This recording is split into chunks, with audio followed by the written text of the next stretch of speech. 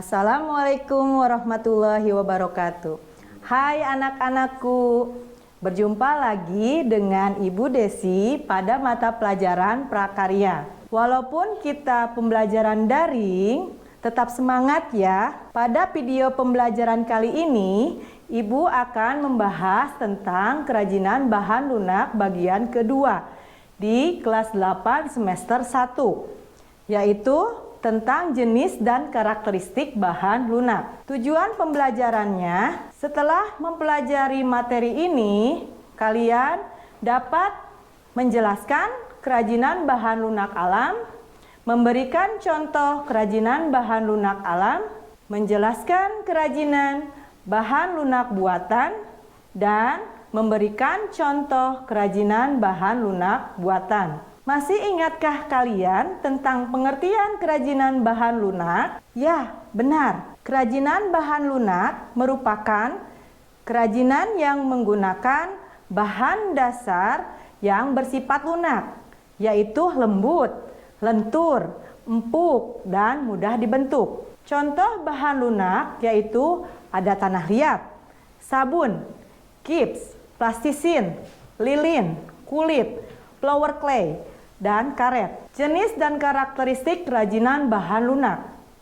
Beberapa kerajinan bahan lunak yang digunakan dalam pembuatan produk kerajinan terbagi menjadi dua jenis, yaitu bahan lunak alami dan bahan lunak buatan.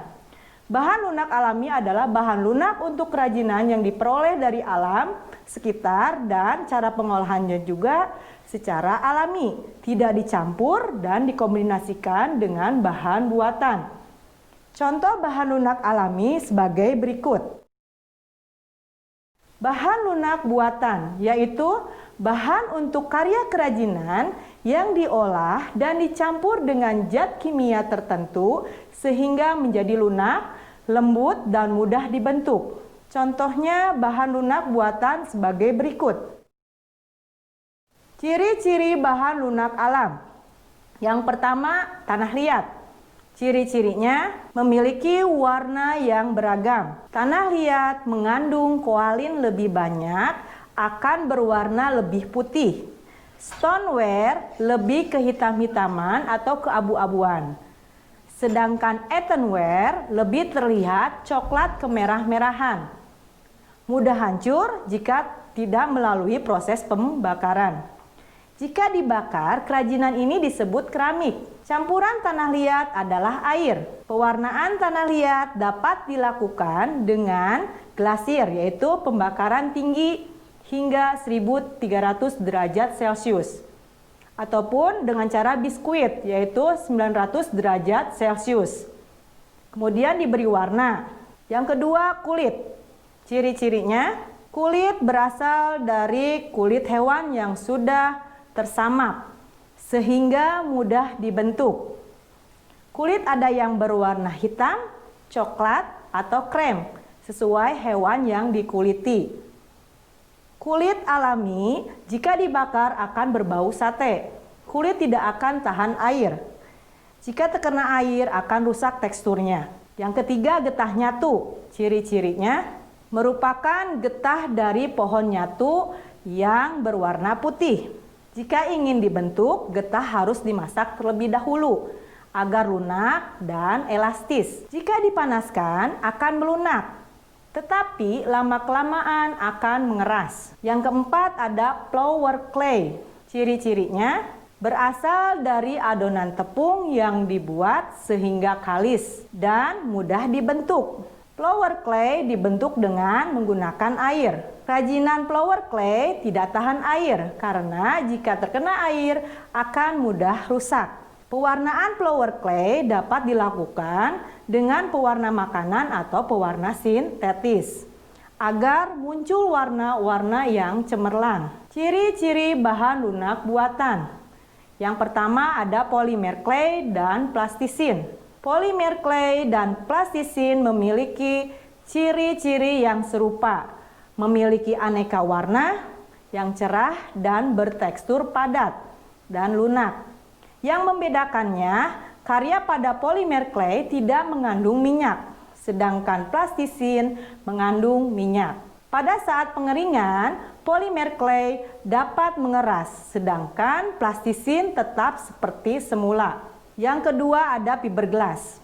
Ciri-cirinya, struktur cair dan jika mengering akan mengeras. Dapat dibentuk ketika setengah mengeras.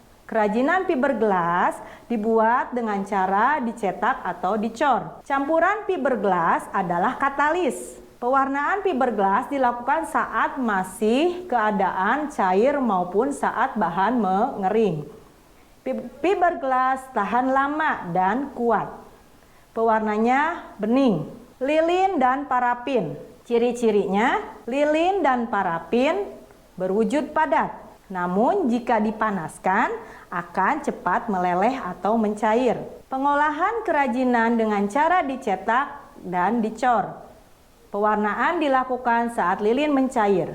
Lilin atau parafin dapat dicampur dengan aroma pewangi. Lelehan lilin atau parafin yang terbuang dapat dipanaskan dan dicetak kembali. Yang keempat, gips. Ciri-cirinya, wujud bahan gips adalah bubuk. Dicampur dengan air menjadi adonan yang kental. Adonan inilah yang akan mengeras jika didiamkan. Oleh karena itu, mengolah gips harus dengan cara dicetak atau dicor. Yang kelima, ada sabun. Ciri-cirinya, sabun berwujud padat sehingga dapat langsung diukir saat padat. Sabun dapat pula diparut atau dihaluskan dan dibentuk seperti flower clay. Sabun yang didiamkan akan mengeras. Pewarnaan sabun dilakukan dengan mempertahankan warna sabun atau dapat pula ditambahkan pewarna saat sabun dibuat adonan. Demikian video pembelajaran kita hari ini. Semoga bermanfaat.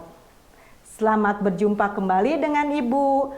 Wabillahi taufiq wa hidayah. Wassalamualaikum warahmatullahi wabarakatuh.